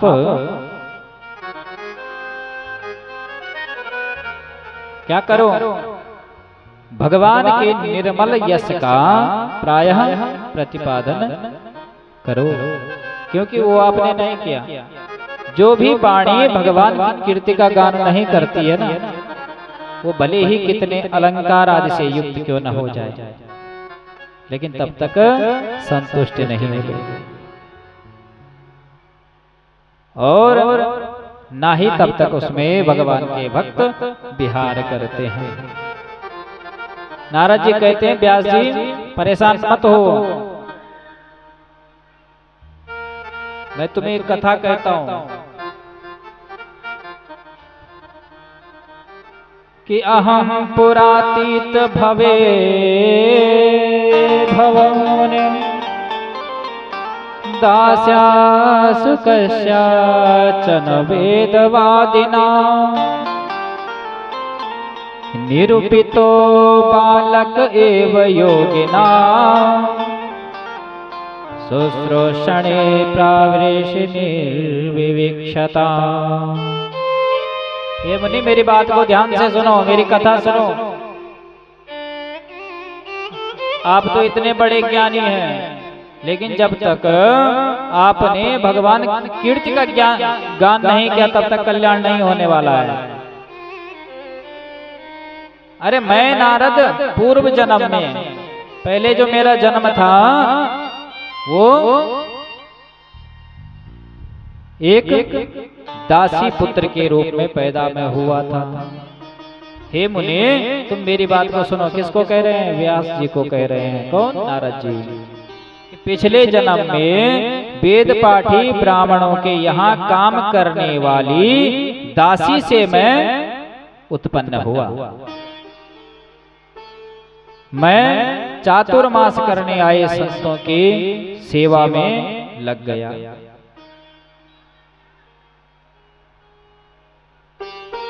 ऋषियों के कहने पर अग्रासन में निकाले गए प्रसाद या बर्तनों में जो कुछ बच जाता था, चतुर्मास के लिए जो संत आए थे उनका जो भी छोड़ा हुआ बच जाता था, उसी को प्रसाद समझकर मैं क्या करता था? ग्रहण करता था दिन में एक बार,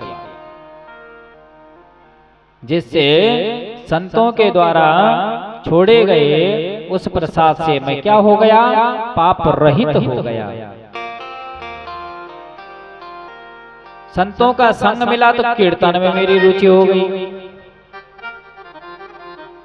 चतुर्मास जब व्यतीत हुआ तो संत तो चले गए, लेकिन जाते समय उन संतों ने कृपा मेरे ऊपर ऐसी की कि मुझे दिव्य ज्ञान का उन्होंने उपदेश दिया। और भगवान की भी ऐसा संयोग हुआ कि एक बार जो उन ऋषियों ने मेरे को मंत्र दिया था या नाम, भगवान के नाम का सुमिरन करने को जो दिया था, मैं वही जाप करता रहता था। और एक बार संयोग हुआ कि मेरी जो माताजी हैं गोदोहन के लिए रात्रि के समय घर से निकले तो रास्ते में ही माँ को सर्प ने डस लिया और उनकी मृत्यु हो गई। मैं ईश्वर की इच्छा समझकर मैंने क्या किया? माँ के निमित्त जितना भी जो है अंतिम कर्म होता है वो किया और उत्तर दिशा की ओर चल पड़ा। नारद जी अपनी कथा सुना रहे हैं। महाराज, जब मैं उत्तर दिशा की ओर गया तो वन में पहुंच गया। वन में पहुंचा, एक पीपल का विशाल वृक्ष था, उसी वृक्ष के नीचे बैठ गया। अब बैठ तो गया, लेकिन आता जाता कुछ भी नहीं है। सिर्फ संतों ने जो नामदान दिया वही जप करना। जैसे ही बैठा, थोड़ा थकान हुई थी, आंख लग गई, और जैसे ही आंख लगी तो मेरे भीतर क्या हो गया, भगवान की वो दिव्य छटा प्रकट हो गई। और जैसे ही दिव्य छटा प्रकट हुई तो मेरी आंखें खुल गई। मैं चौंक गया कि भगवान प्रकट हो चुके हैं। लेकिन जैसे ही आंखें खुली वो झांकी गायब हो गई, अंतर्धान हो गई। अब मैं पुनः उस दिव्य छवि का दर्शन करना चाहूं, आंखें बंद करूं, ध्यान लगाऊं, लेकिन ध्यान भी ना लगे। कौन कह रहे हैं? नारद जी कह रहे हैं। मैं परेशान हो गया, दोबारा जो है वो दिव्य छवि दिखे नहीं। तो मैं अतृप्त के समान आतुर हो उठा, और इस प्रकार से उस निर्जन वन में जब मैं प्रयत्न करने लगा, इधर उधर देखने लगा, परेशान हो गया, तो स्वयं भगवान ने बड़ी गंभीर और मधुर वाणी से मेरे शोक को, मेरे दुख को क्या किया, शांत करने के लिए कहा। क्या कहा कि अभी पक्वकषायण दुर्दर्शो हम कुयोगिना। हे नारद, अभी तुम पक्के के नहीं हो, अभी तुम अपरिपक्व हो, कच्चे हो। मुझे खेद है, इस जन्म में मैं तुम्हें दर्शन नहीं दे पाऊंगा, या तुम मेरे दर्शन नहीं कर पाओगे। तुम अभी क्या करो, तप करो। और हे व्यास जी, आकाशवाणी के शांत हो जाने के उपरांत मैं तपस्या करने लगा। कई वर्षों तक मैंने तपस्या की। कुछ समय के पश्चात महाप्रलय हुआ, और उस प्रलय के बाद मैं वो दासी पुत्र आज ब्रह्मा जी का पुत्र नारद बनकर प्रकट हुआ। भगवान ने जो ये वीणा है, ये भगवान ने मुझे प्रदान की। और देवदत्ता मिमां वीणा स्वर ब्रह्म विभूषिता मूर्धयित्वा हरि कथा गायमानश्चरा। और मैं भगवान के द्वारा स्वर ब्रह्म से विभूषित जो ये वीणा है, इसे से भगवान की लीलाओं का गुणगान करता हूँ। इस प्रकार से नारद जी की जब बात सुनी, व्यास जी ने, तो व्यास जी बड़े प्रसन्न हो गए। नदी के पश्चिम तट पर स्थित शम्याप्रास नामक आश्रम में पहुंच गए। कहाँ? बद्रीनाथ में, जिसको आज व्यास गुफा भी कहते हैं। और व्यास गुफा के ठीक सामने है उसके, व्यास जी के पड़ोसी कौन है? गणेश जी हैं, गणेश गुफा है।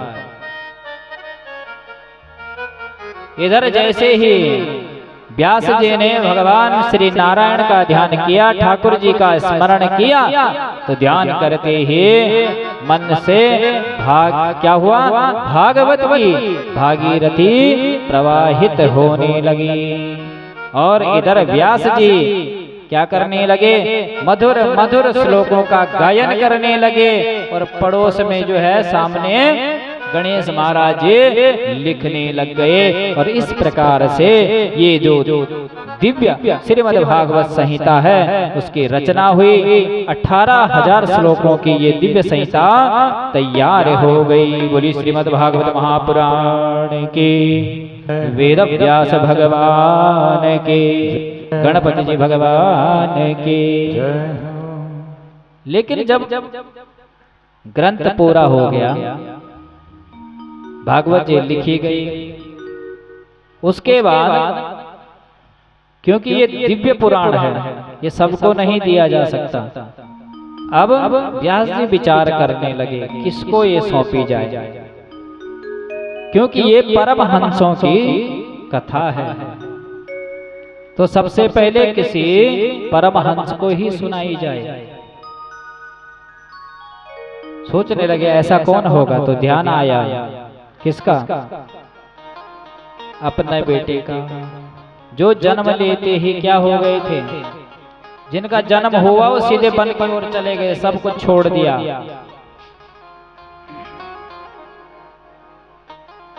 व्यास जी सोचने लगे उस जैसा परमहंस कोई दूसरा नहीं होगा, लेकिन उसको कहाँ ढूंढो, क्योंकि पता नहीं वो वन में किस गुफा में बैठा होगा भगवान के ध्यान में। क्या किया जाए, तो व्यास जी ने एक मार्ग निकाला, रास्ता निकाला। कुछ शिष्यों को एक एक आधा आधा श्लोक समझा दिए, पढ़ा दिए और कहा तुम गाते गाते जाना, क्योंकि भगवान के जो ये दिव्य श्लोक है, भगवान के जो गुणगान करता है, तो उससे एक बार किसी ने जो है भगवान के नाम का स्मरण किया या भगवान के गुणों का गान सुन भी लिया, तो वो उसकी ओर आकर्षित होकर ही रहता है। क्योंकि कहते हैं कि करसयति इति कृष्णा, जो अपनी ओर आकर्षित कर दे वही कृष्ण है। और भगवान के सुंदर गुणों का, सुंदर रूप का वर्णन करते हुए जो शिष्य हैं वो वन में गए। इधर वन में निर्गुण ब्रह्म की सत्ता में श्री सुखदेव जी समाधिस्थ बैठे हैं, तो अचानक उनके कानों से भागवत जी का श्लोक टकराया, जो कोई गाता हुआ जा रहा था। क्या सुना उन्होंने, वरहा पीडम नटवर बपुः कर्णयो कर्णिकारा बिभ्रदवा सह कनक कपिसा वे जयन्ती च माला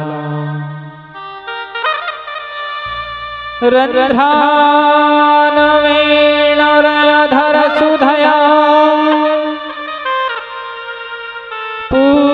पूरयन् गोपवृन्दे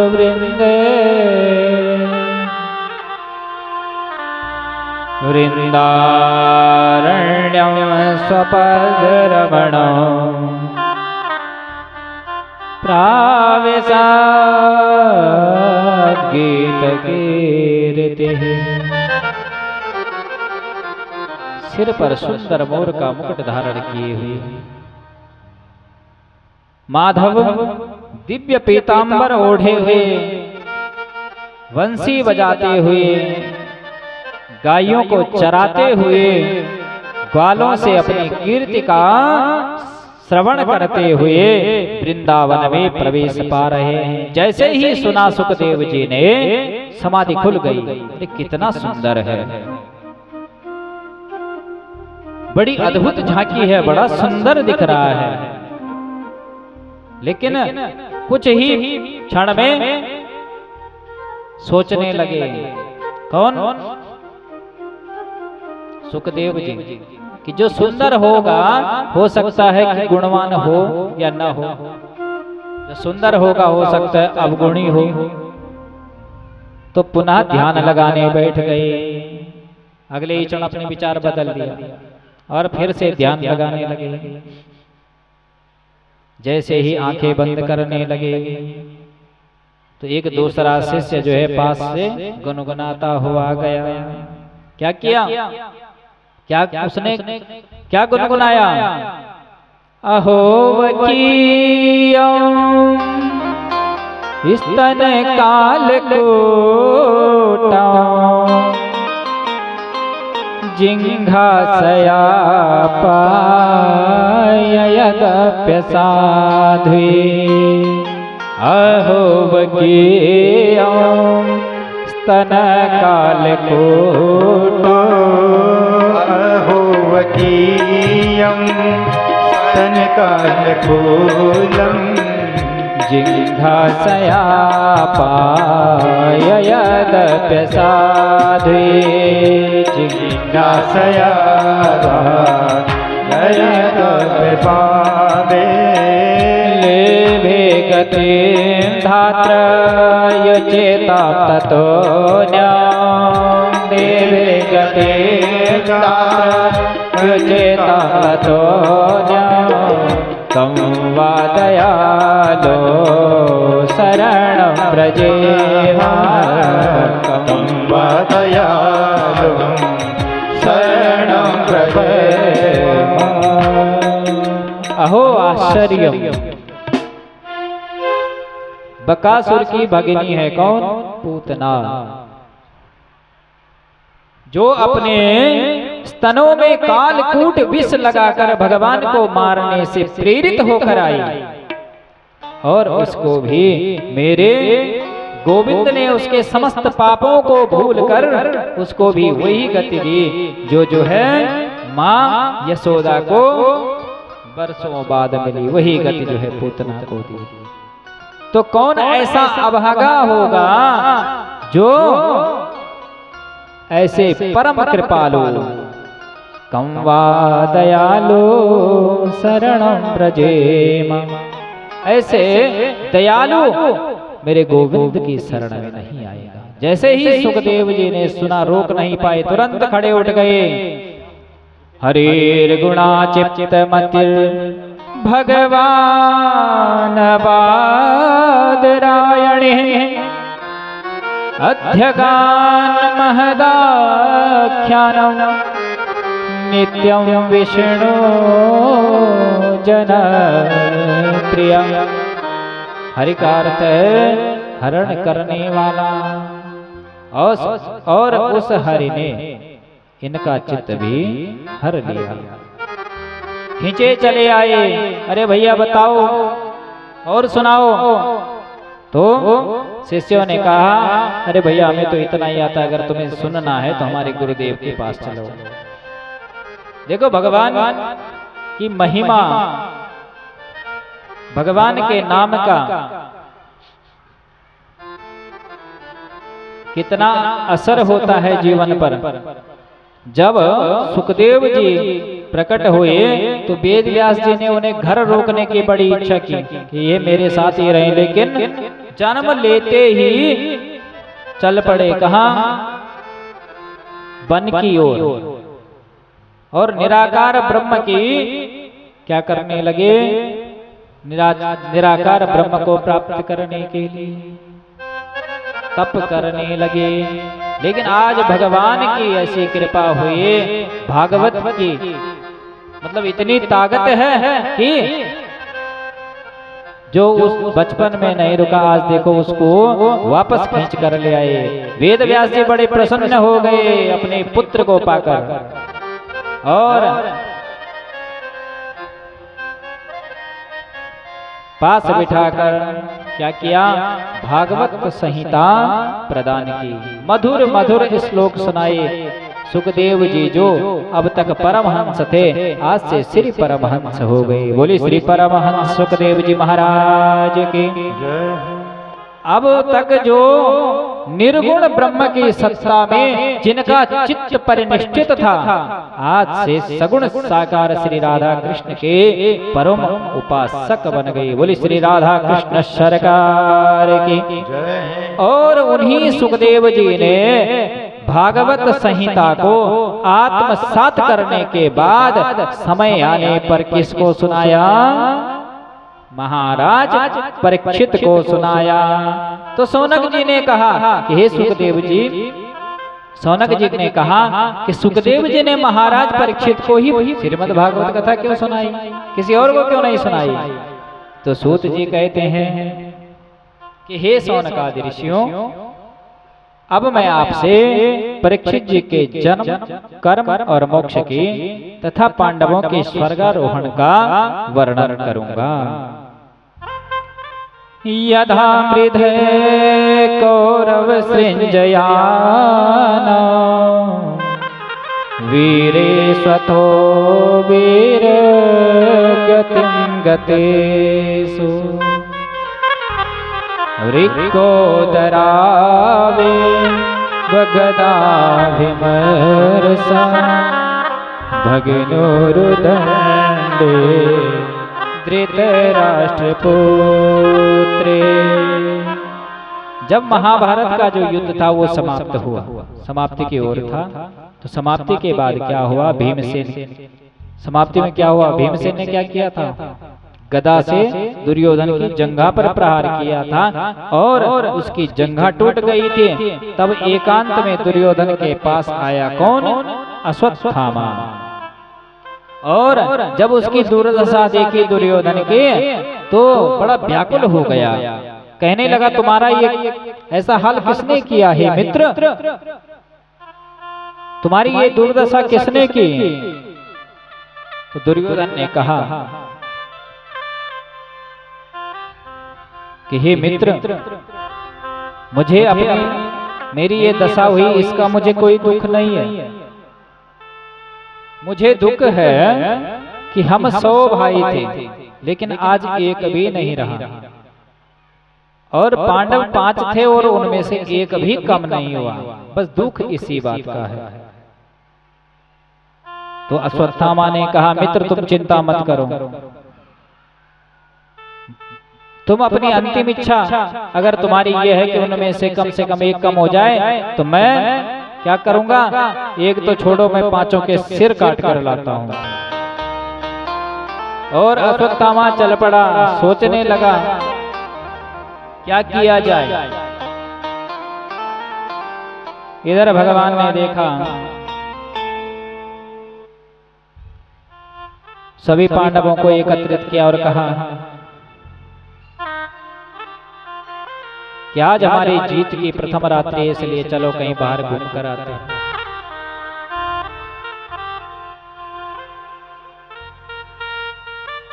इधर मित्र का हित करने के लिए अश्वत्थामा काक उल्लूक न्याय से, जैसे उल्लू क्या करते हैं रात को कौवे के घोंसलों पर आक्रमण कर देते हैं, ठीक उसी प्रकार से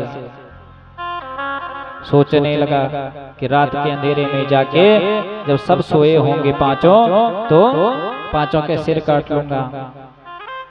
उधर भगवान ने 5 पांडवों को क्या किया, कहा कि चलो घूम कर आते हैं। और पांडव पुत्र जो दिखने में पांडवों जैसे ही थे वो अपने अपने पिता के पलंग पर सो गए। इधर अश्वत्थामा ने ये सोचा कि ये पांडव ही है और 5 के सिर काटकर एक गठरी में बांध कर लिया। जैसे ही दुर्योधन के पास गया, अरे मित्र तुम्हारी तो एक ही इच्छा थी, मैं 5 का ले आया। दुर्योधन ने गौर से देखा, बोला हे अश्वत्थामा तुमने ये क्या अनर्थ कर दिया, तुमने तो हमारे कुल में कोई जलांजलि देने वाला भी नहीं छोड़ा। अरे इन पांडव पुत्रों से मेरा कोई बैर नहीं था, मेरा बैर तो पांडवों से था। और ये सब देखकर तड़प तड़प कर दुर्योधन का भी प्राणांत हो गया, दुर्योधन ने प्राण त्याग दिए। उधर जो है पुत्रों के मरण को सुनकर द्रौपदी क्या करने लगी, व्याकुल होकर विलाप करने लगे। माता शिशूना निधनम सुताना निशम घोरम परितप्यमाना।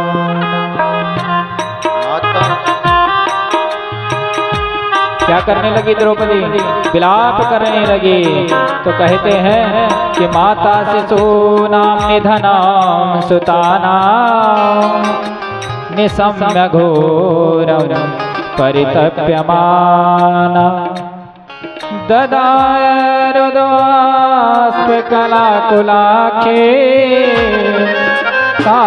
कांसान्तयन्ना किरीटमाले।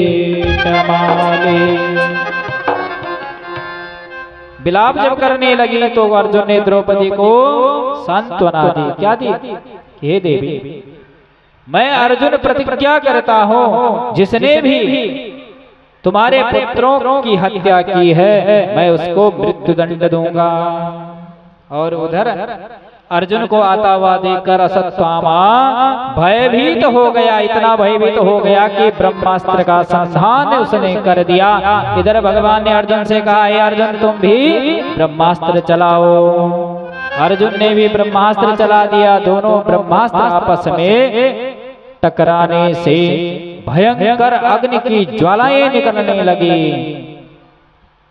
सभी देवी देवता जो है आकाश मार्ग में प्रकट हो गए कि अब जो है सारा जो है क्या हो जाएगा, प्रलय आ जाएगा अभी। और पुनः भगवान के कहने पर भगवान ने धनुर्विद्या में निपुण जो अर्जुन थे, अर्जुन से कहा कि हे अर्जुन क्या करो, इन शस्त्रों को शांत करो। और अश्वत्थामा को बंदी बना दिया गया। द्रौपदी के सामने लाकर अर्जुन जैसे ही मारने को तैयार हुए तो दया की मूर्ति वो देवी द्रौपदी कहने लगी, क्या कहने लगी कि उवाच चासहन्तस्य वंधना नयनं सती मुच्यता में स ब्राह्मणो नितरां गुरु। इन्हें छोड़ दीजिए, ये आपके गुरु के पुत्र हैं, ब्राह्मण भी हैं, सर्वदा पूजनीय है, इसलिए इनको छोड़ दीजिए। आप गुरु के कुल को अगर नष्ट करोगे तो ये उचित नहीं है। मारो देवस्य जननी गौतमी पति देवता। मैं नहीं चाहता कि जो कष्ट मुझे मिला है वही कष्ट जो है आपकी गुरु माता को मिले। अब द्रौपदी की ये बात सुनकर युधिष्ठिर, धर्मराज युधिष्ठिर जी द्रौपदी के पक्ष में खड़े हो गए। द्रौपदी सही कह रही है। भीम अर्जुन एक पक्ष में हो गए, नहीं इसको मारना ही है। तब अर्जुन ने भगवान की ओर देखा, भगवान से पूछा महाराज क्या करूं, मैंने तो इधर क्या कर रखा है, प्रण किया हुआ है, और क्षत्रिय कोई प्रण कर लेता है तो फिर पीछे नहीं मुड़ता है। अब महाराज मैं तो फंस गया, क्या किया जाए, आप ही कोई राह दिखाए। तो कृष्ण कहने लगे कि ब्रह्म बंधुर न हन्तव्यः आतताई बदारहण। हे अर्जुन मैं तो साफ हरे हरे हरे हरे। जब भी वहां चेंज करना है तो इनको बता दिया करो पहले, सारा उड़ जाएगा।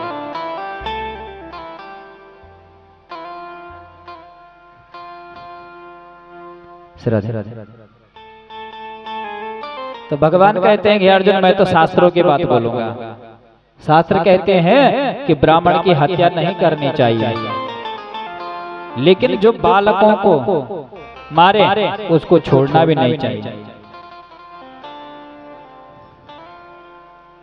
और हे अर्जुन ऐसा समझो कि युधिष्ठिर तुम्हारे बड़े भाई हैं, उनकी आज्ञा मानना तुम्हारा कर्तव्य है, ऐसा शास्त्र कहते हैं। किंतु ध्यान रखना तुमने प्रतिज्ञा की है, तुम्हें प्रतिज्ञा को सत्य करना चाहिए। अर्जुन कहने लगा तुम बड़े अच्छे समझा रहे हो, इधर कह रहे हो कि ब्राह्मण को मारना नहीं चाहिए, भाई की आज्ञा का भी पालन करना चाहिए, और अपनी प्रतिज्ञा भी न छूटे। ये तो तुमने फंसा दिया, क्योंकि ये टेढ़ी टांग वाला बात भी टेढ़ी ही करता है, लेकिन बहुत गहरी होती है। अर्जुन सोचने लगा क्या किया जाए। तब अर्जुन को भगवान ने जब गीता का उपदेश दिया था वो बात याद आ गई। कौन सी? कि जो सम्माननीय पुरुष होते हैं, सम्मानित जो लोग होते हैं, उनका अपमान अगर कर दिया जाए तो वो भी उनकी मृत्यु के ही समान होता है। बात समझ में आ गई और क्षण भर में ही उसके माथे पर जो मणि थी निकाल कर उसे धक्के देकर शिविर से निकाल दिया। अश्वत्थामा ने पुनः क्रुद्ध होकर क्या किया, जब वहां से निकाल दिया तो क्रोधित हो गया और क्रुद्ध होकर पांडवों के वंश का नाश करने के लिए उसने देवी उत्तरा के गर्भ को नष्ट करने के लिए पुनः ब्रह्मास्त्र चला दिया।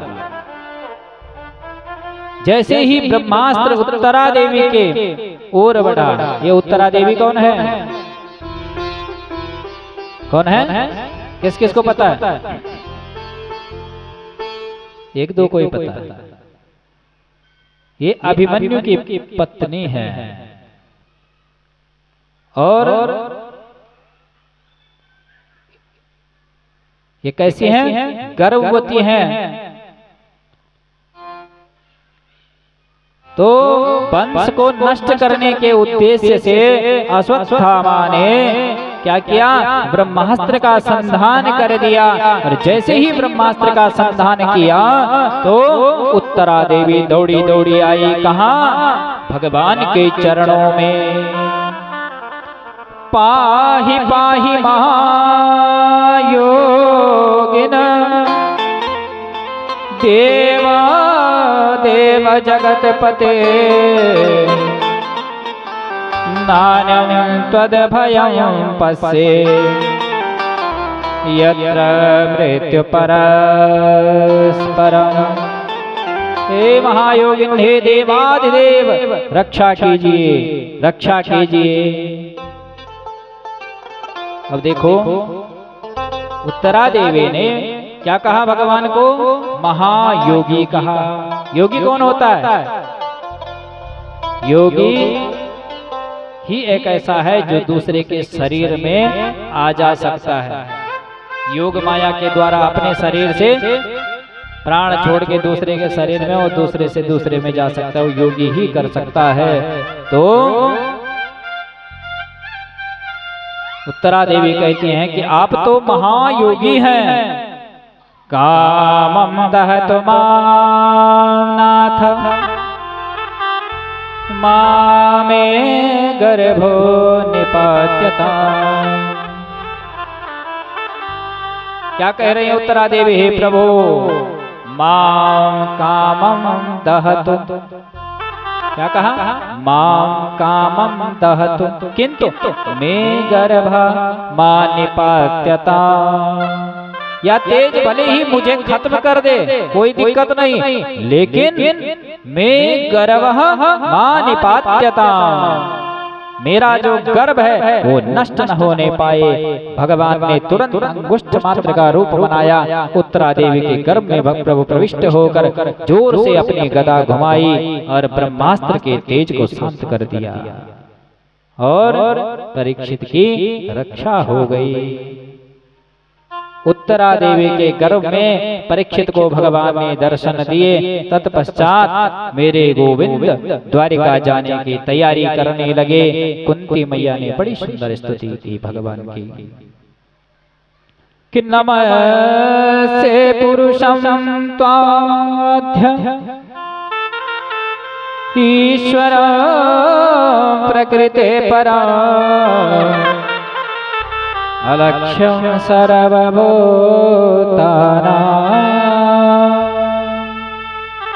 अंतर बहिर्स्थिता। हे प्रभु, समस्त प्राणियों के अंदर बाहर आप ही विद्यमान हैं। आप प्रकृति से परे हैं, आदि पुरुष परमात्मा है और ऐसे आदि पुरुष परमात्मा को मैं प्रणाम करती हूँ। कितना आश्चर्य है हे प्रभु, कितना आश्चर्य है कि आप समस्त प्राणियों के भीतर भी हैं, बाहर भी फिर भी दिखाई नहीं पड़ रहे। क्यों? क्योंकि ये माया जो आपकी है इसका पर्दा पड़ा हुआ है।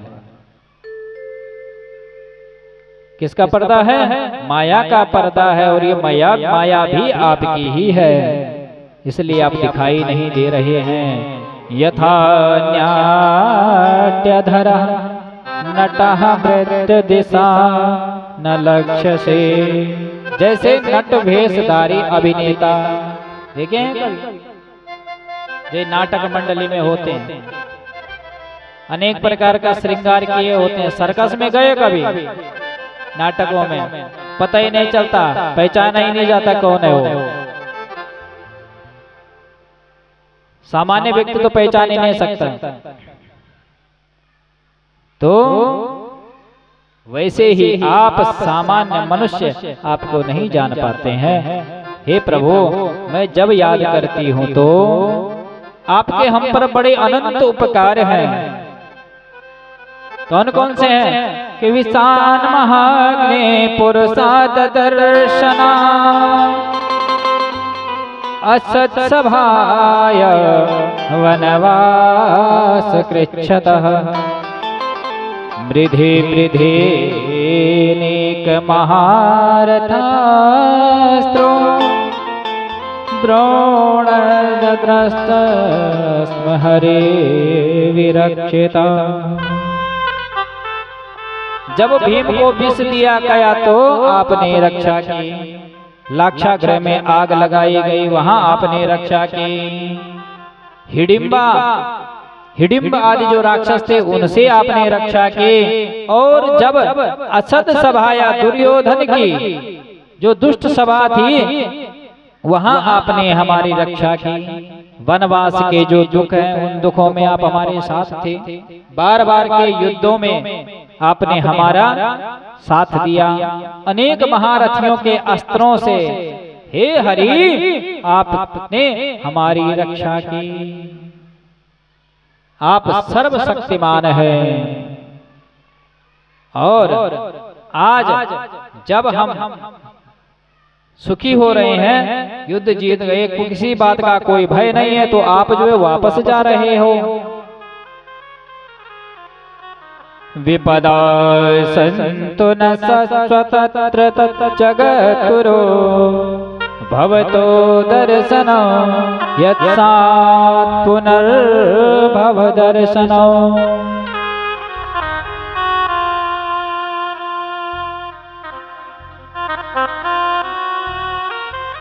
क्या कहते हैं कि विपदा सन्तु न सस्वत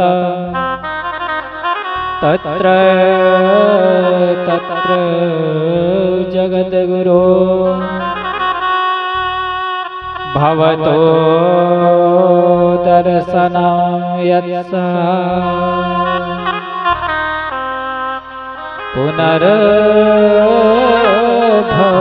दर्शनं।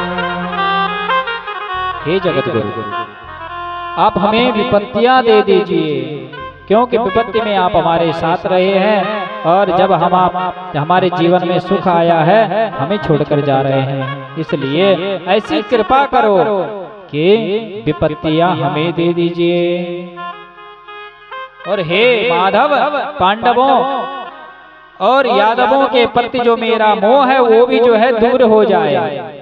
मेरा स्नेह पास काट दो ताकि मैं आपकी भक्ति कर सकूं। ऐसी स्तुति कुंती मैया करने लगे। इसलिए मेरे प्रभु द्वारिका गए ही नहीं। तो आइए हमारे संगीत आचार्य जी